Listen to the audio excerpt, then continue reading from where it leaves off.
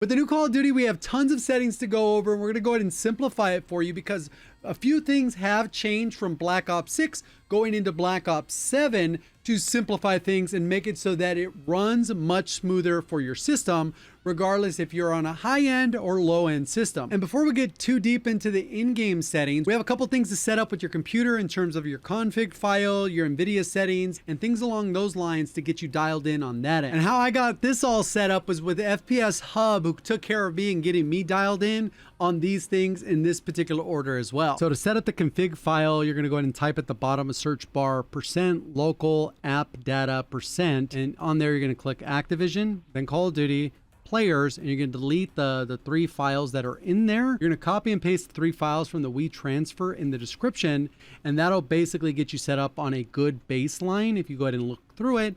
And then we're going to go ahead and talk about some of the preferences that you can go ahead and change in game when we get to that section. And the only real thing you'll change in the config file is your render worker count depending on your CPU, and you kind of just select what makes the most sense from what you have here. You can pause if you need. Then you're going to want to make sure you download the latest Nvidia driver, which right now is 581.80, and then when you do update the driver, you're going to want to make sure you only get the graphics driver and don't actually download the Nvidia app. Then you'll select custom and then do perform a clean installation, do next, and then once that process is done, make sure you restart your computer. Then we can go ahead and dive into the Nvidia control panel. So in the Nvidia control panel, click manage 3D settings, all off on the top, low latency mode on OpenGL rendering GPU, you just select your actual GPU. Power management mode, you just put it to maximum performance. Texture filter quality, put that to high performance. Threaded optimization, you set that to on. Make sure G-Sync is off.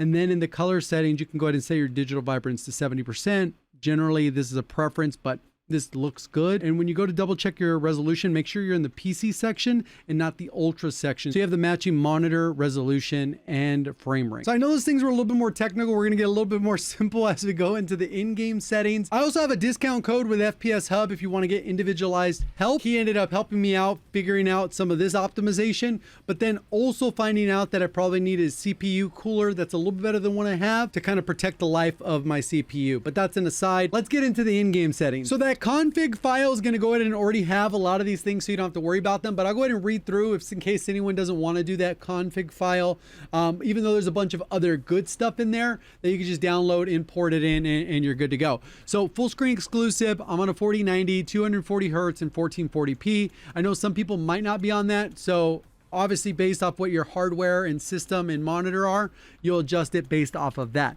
Kind of go through here, VSync off. You can see the frame rate set to unlimited and then high dynamic range off. Quality, we run custom. I have it at 100%. Dynamic resolution is off. The fidelity cast is something we've used for quite a while. This one I have it set at 70, but you can usually bump this one up to 80, up to about 100. Set 80 is probably fine though. So that's one of those settings that I said you can either move it up or down depending on preference. Frame generation, we usually have this off for multiplayer games because it kind of puts you at a competitive disadvantage in a PvP environment. Single player games, it makes it much smoother, but yes, you want that off for Call of Duty. So we're gonna go ahead and continue going down. VRAM 80%, variable rate shading on, and then here's another setting that you're gonna go ahead and change based off your preference. On default, it's going to be much lower based off that config file, but depending on how you want your game to look, you could actually push this much higher depending on your hardware. I like it particularly at normal, so my game still looks pretty good, and it's kind of the happy balance of getting good frames and looking good. Texture filter, anisotropic, same thing. This one will be low by default, but then we're going to go ahead and bump it up to normal, high, or even ultra, depending on how far you want to take that. And this one's one I might bump up to high at a different time, just kind of see what the difference is if I even notice. This one I'm going to run it on normal. So we got depth of field off, detail quality low, particle resolution very low, bullet impact off. A lot of times if I'm going to do a bullet spread though, I will turn this one on, so that's a preference for me if you want to actually shoot the wall and see what the recoil pattern looks like. Persistent effects off. Shader quality, this is another one of those where you could bump it up or down or whatever based off your preference. It's going to go ahead and start off on low. I go ahead and move it over to medium, even though I could based off my hardware, probably go to high, but overall medium works fine. On-demand texture streaming, optimize 32 off. And then the rest of these are going to be pretty much low, low, low, very low. Screen space shadows off, occlusion off, off, low, all the way down, low, very low, low, low, low. And that's kind of where the specific ones I was telling you, that's where you're going to probably get the biggest bang for your buck in terms of visual look. Without as big of a performance depending on your hardware. View, I run it at 107 FOV. I know some people run this all the way at 120. Some people is 115. Some people are 95. It really depends. That one's more of like how close you sit to your monitor and do you like that fisheye lens effect that happens from higher field of view. Affected, default, 90, default. Off for the motion blur, weapon blur, and then we put the camera shake to the least. Third person ADS transition, and then inverted flashbang off. And then if you kind of want to run a benchmark, you can definitely do that as well and kind of see where you're sitting at. Maybe if you're not happy with the performance and you want a little bit of extra guidance, the FPS hub, which I'll link near the top of the description, they can help you out and kind of guide you through the process for any kind of questions to kind of figure out if you want more out of your hardware, maybe a little bit more optimized. In terms of audio, have this one set where the master default, because my audios, I can adjust it from my other PC. I usually just lower the gameplay one. So maybe I get a little bit of ambience music in the background when I'm in the menus. Otherwise, this thing gets kind of loud and I don't really like that. So we're going to go ahead and lower that down. And then the rest, I kind of just keep it at that level. And then the rest, pretty much straightforward. Treyarch mix is kind of what I run. I know there's some audio gurus out there. I just use default. I don't like to overthink it. Here is one where you're going to want to change it, and this one comes down to preference. And it's not in the global, it's in readability, and it's this color customization. Just like we did in the Nvidia control panel, you can put that vibrance up to 70, and that helps a little bit with vibrance in general for your PC.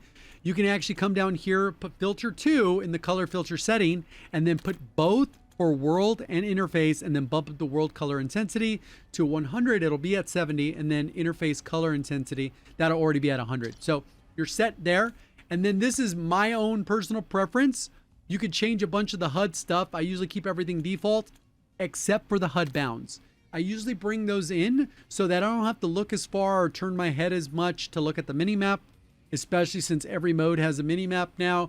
Looking at my ammo situation, my health, and all the other things on the screen, you don't have to look as far when you bring those in. And it kind of makes it a little bit tighter to where your crosshairs are. And the rest, like I said, I use these all default. Some people have a better preference to specific color, where it's a dot, change the opacity. Yeah, you can mess with a lot of those. I'm sure there's some min-maxed opportunities there. Now let's go ahead and get into the controller settings, and I'll probably do a little bit more in-depth controller settings.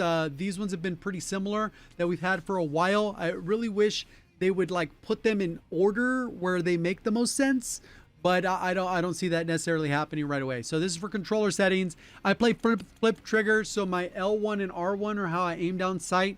That one's a preference there. I know a lot of people for the button layout, they will use a tactical flip. I have paddles on the back of my controller, so I usually jump and slide with my paddles. But there's a lot of people that they do that with their R3, so they can go ahead and maintain their aim while sliding. And you can do that with tactical flip. So that's another one. It's really kind of what you're used to. I run at a 1.35, 1.35. Sometimes what I'll do is I'll lower the vertical sense a little bit because the screen's wider than it is tall, and you usually turn faster. The recoil management's a lot more controlling down, so it gives you that precision. So there could be a little bit of a desync there, and that's perfectly fine. And then, like I said, flip triggers, vibration off, trigger effects off. Then we go to our dead zone inputs, and this one you're going to go ahead and put the test on. You can see what your joysticks are doing. The left one, since it's movement, I usually bump it up a couple, just because if it's too low, if I use my mouse, it gets super wonky in the menus, and 3 is not going to kill me, even though I don't really have any dead zone there. And then we have the left stick. I lower the max, so it doesn't take me as much to engage the full sprint. And then the right stick, I put that pretty close to 0. So it's there, and then the triggers aren't 0. Aiming. The main one to be worried about here is advanced aiming settings. And then you're going to want the response curve to dynamic and the ADS transition to instant. You can star a lot of these ones. So you can see that one. I could star it there. I could star that one. And then that's kind of where it is. You don't need to really mess with their aim response curve. This has kind of been the go-to for the longest. Most people will go either with standard, which is fine, and dynamic, which is fine. It doesn't impact your aim assist, even though aim assist was nerfed. Then we'll go ahead and scroll over here to sensitivity multiplier. And then this is the one where you want to go ahead and change it. This is your ADS slowdown. So if you're able to adjust and move pretty quickly, when you aim down sight, this one will actually be slowed down a little bit further. And probably now even more than ever, if your aim assist feels like it's not as strong because they did nerf it, you might even want to lower this one a little bit further to compensate for the aim assist that kind of has been stripped away a little bit. So pretty much straightforward there.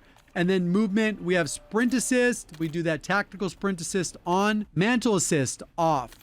That's all of them.